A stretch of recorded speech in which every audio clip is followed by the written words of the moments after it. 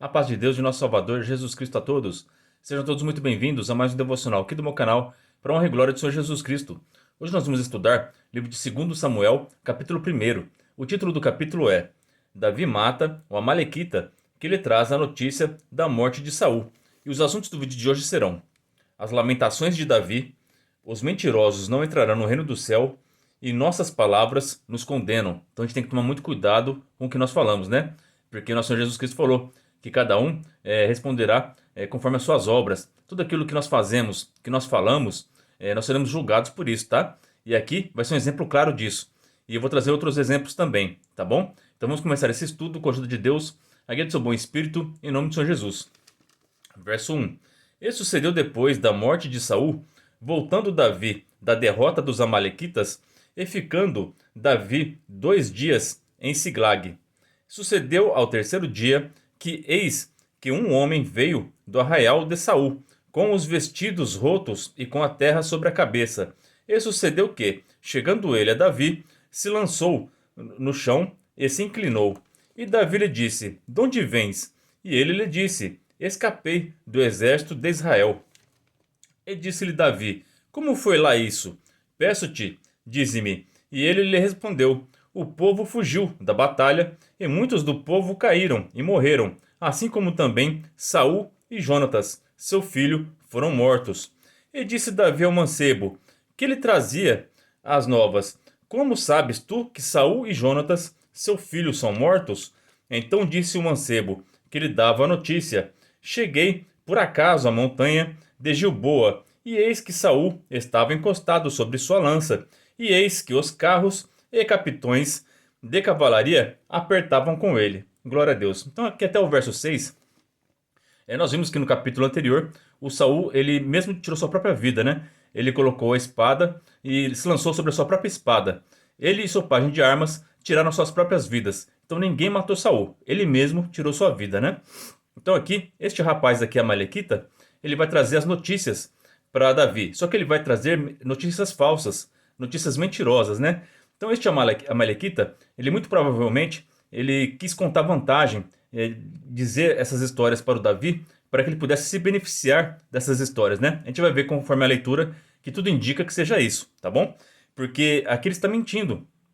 Aqui no verso 6, ele já começou a mentira, tá? Então aqui, ele falou que Saul estava encostado sobre sua lança e os carros e capitões da cavalaria apertavam com ele. E nós vimos no capítulo anterior que quem estava apertando eram os flecheiros. O Saul ele estava com medo dos flecheiros, não da cavalaria, né? Então aqui já começou a mentira. Vamos continuar aqui a leitura para a gente ver até onde essa história vai, né? E olhando ele para trás de si, viu-me a mim e chamou-me. E eu disse: Eis-me aqui. E ele me disse: Quem és tu? E eu lhe disse: Sou Amalequita. Então ele me disse: Peço-te, arremessa-te sobre mim e mata-me, porque angústias me têm cercado, pois toda a minha vida está ainda em mim. Verso 10. Arremessei-me, pois, sobre ele e o matei, porque bem sabia eu que não viveria depois de sua queda. E tomei a coroa que tinha na cabeça e a manilha que trazia nos braços e as trouxe aqui a meu senhor, santo Deus. Então aqui ele continuou mentindo. Ele falou que o Saul pediu para ele matar ele, né? Sendo que a verdade, no capítulo anterior, o Saul ele pediu para o seu pajem de armas o matar, né? Só que o pajem de armas não teve coragem e o Saul ele mesmo pegou a espada e lançou sobre ele. Ele se lançou sobre a espada e morreu. Então não foi ninguém que matou Saul. Saul mesmo tirou sua própria vida. Então aqui esse rapaz, Amalequita, ele está mentindo.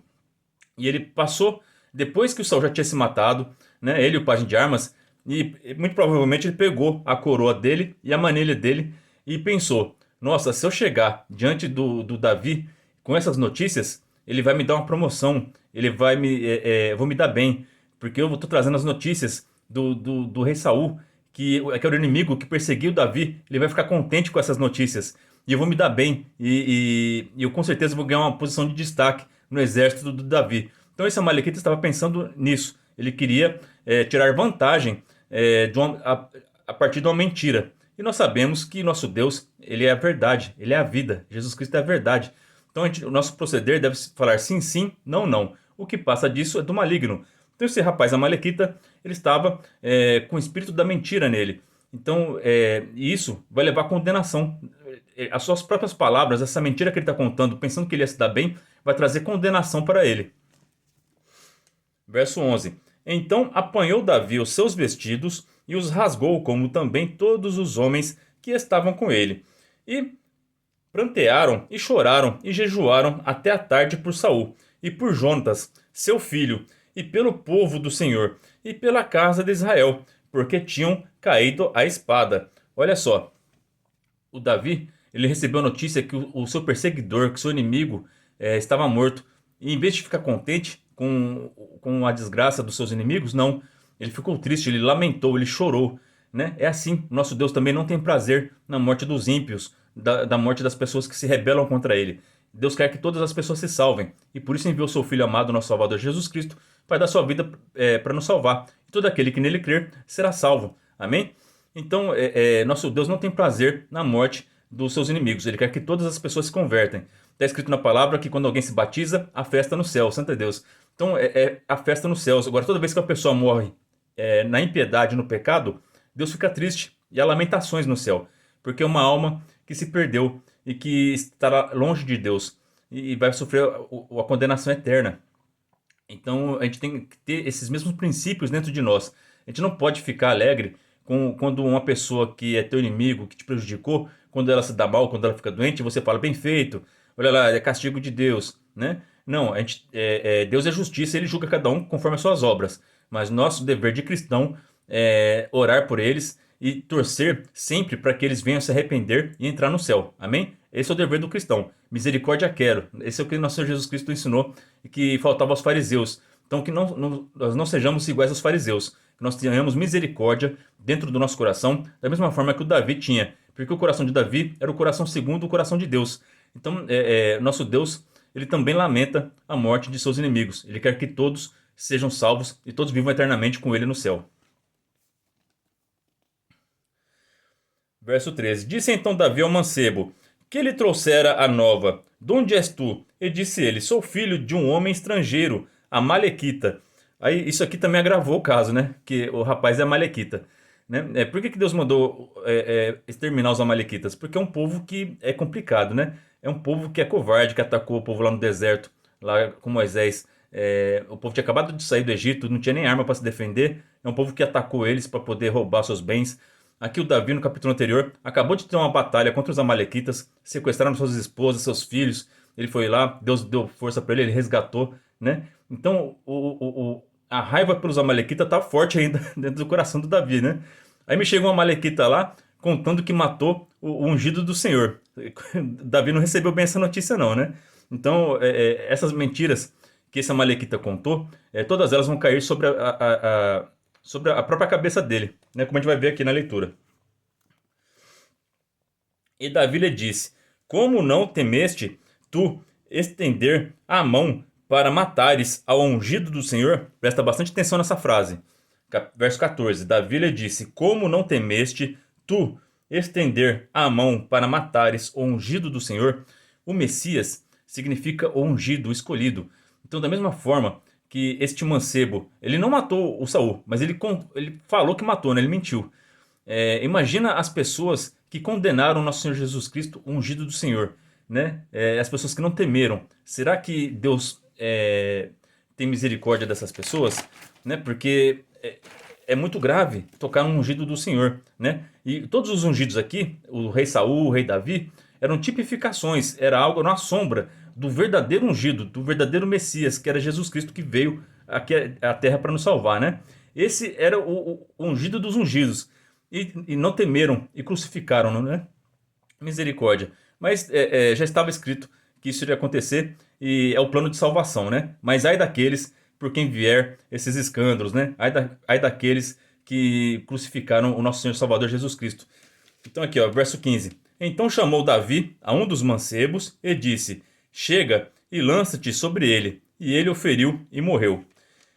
E disse-lhe Davi, o teu sangue seja sobre a tua cabeça, porque a tua própria boca testificou contra ti, dizendo, eu matei o ungido do Senhor. Então a própria boca daquele rapaz amalequita testificou contra ele, né? Então ele confessou um pecado que ele nem tinha cometido, mas só dele ter falado, dele ter mentido, já trouxe esse julgamento sobre a vida dele, né? E prestem atenção nessa frase, né?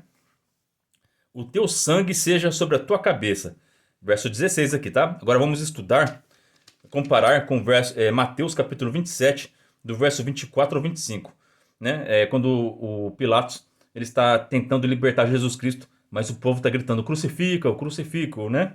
Então Pilatos, vendo que nada aproveitava, antes o tumulto crescia, tomando água, lavou as mãos diante da multidão, dizendo, estou inocente do sangue deste justo, considerai isso.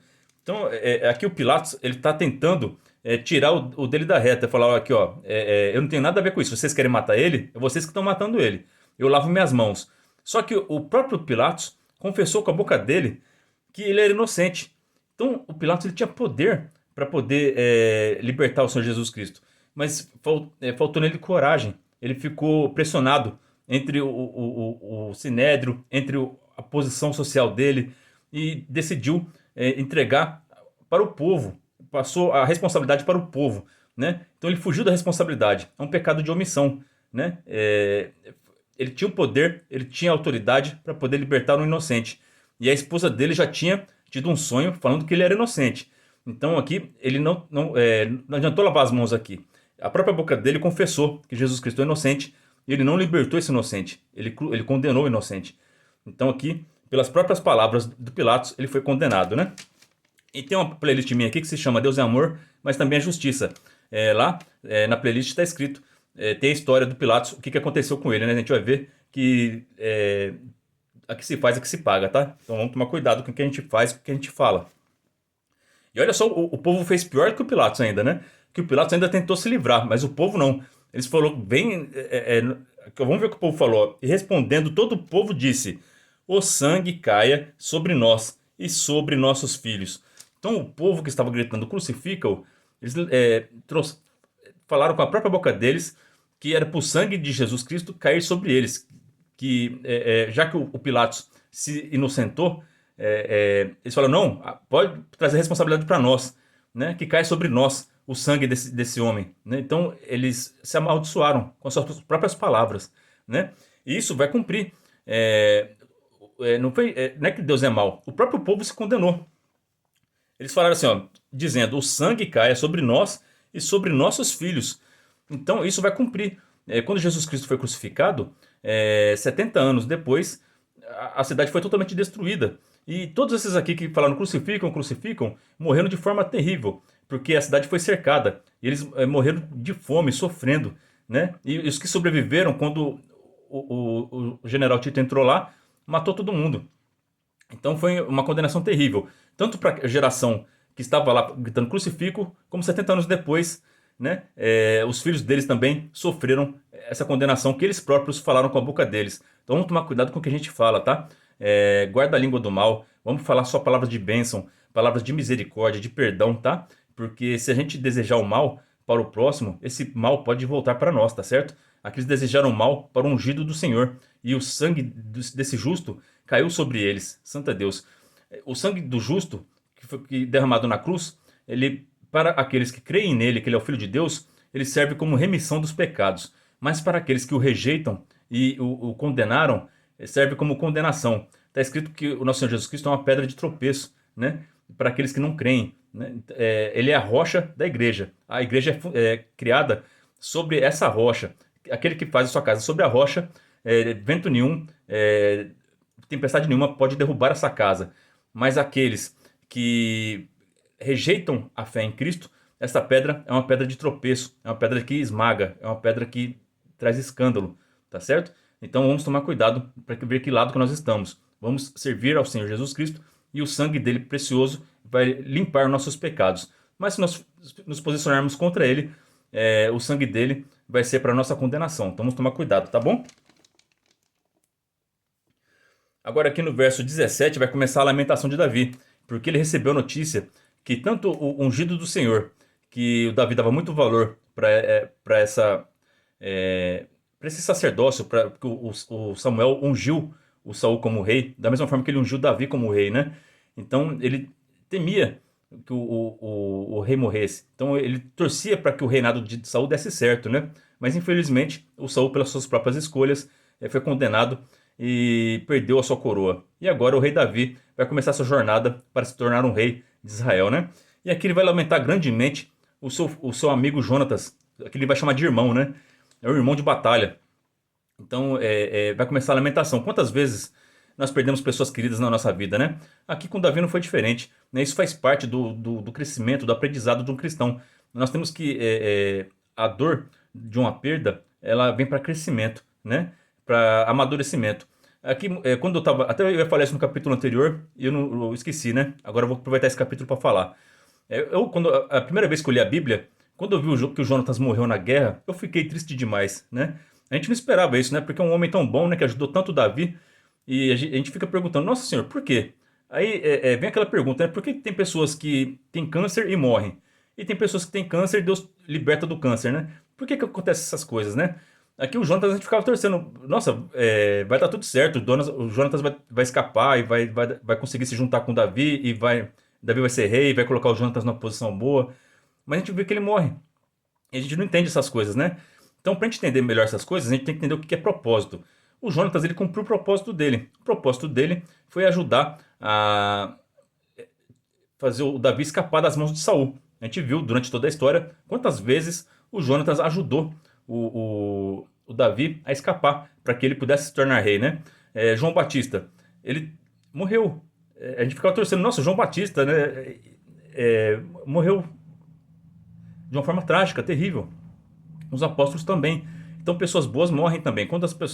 Depois que a gente cumpre o nosso propósito, o propósito de João Batista era anunciar Cristo.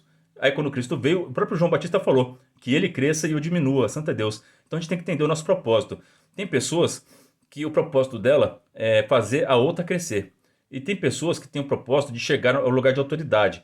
Tem pessoas que têm o propósito de abençoar a sua família. Tem outras que têm o propósito de abençoar nações. Então cada um tem o seu brilho, cada um tem a sua história e tem o seu tempo determinado, né? Aqui cumpriu o tempo de Jonatas. E é assim nas nossas vidas, né? Todos nós perdemos pessoas queridas e vem a lamentação. Então aqui é a lamentação do Davi. A lamentação faz parte da vida do cristão e de todas as pessoas na terra. Mas um dia Davi se reencontrou com Jonatas. Quando Davi foi recolhido, que ele morreu, ele encontrou Jonatas lá no seio de Abraão e hoje eles estão no céu, junto com Cristo, junto com Deus. E é a coisa mais linda do mundo, porque aquele que crê em Cristo e que morre servindo ao Senhor nunca morre e todos nós vamos nos encontrar no céu, tá bom? Você perdeu um ente querido? Fica em paz, não fica triste com depressão, entrega para o Senhor, porque um dia você vai se reencontrar com essa pessoa, amém? Essa é a esperança, essa é a alegria de servir a Deus, que as nossas almas têm vida eterna, santo é Deus, e nós vamos nos encontrar novamente com essas pessoas lá no céu, amém? Essa é a esperança de nós cristãos, tá bom?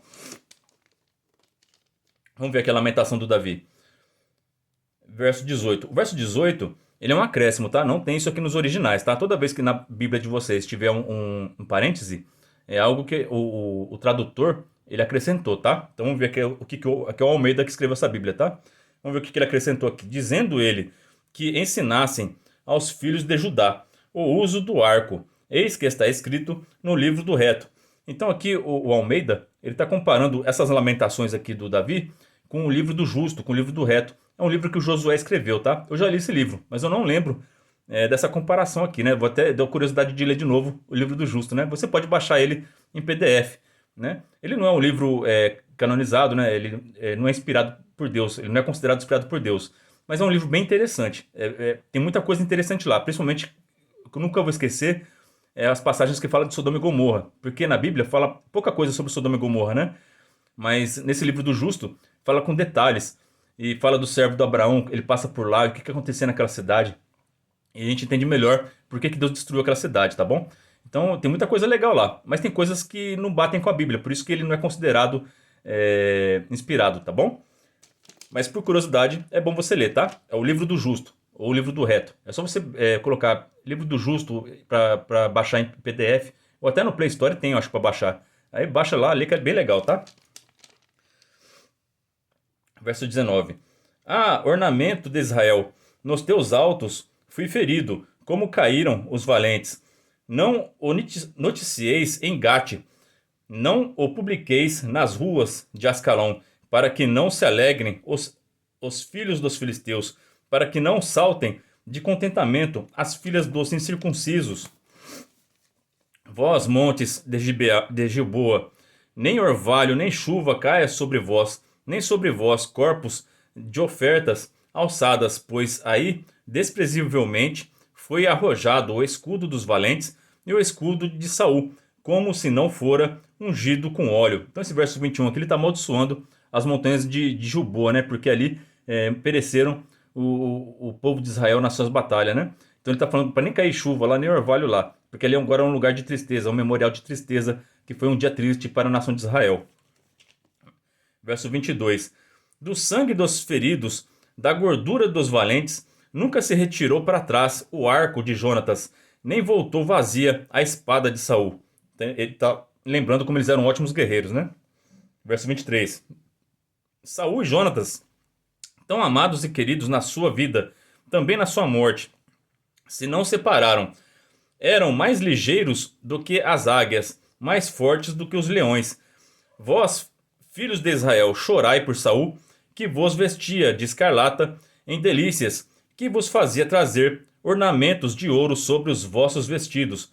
Olha só, o Davi, ele de maneira nenhuma está lembrando de nenhuma das vezes que ele tentou matar o Davi. Ele está enaltecendo as coisas boas do Saul. Que seja assim em nossas vidas, que a gente consiga enxergar na vida das pessoas, até das piores pessoas, as qualidades que elas têm, tá?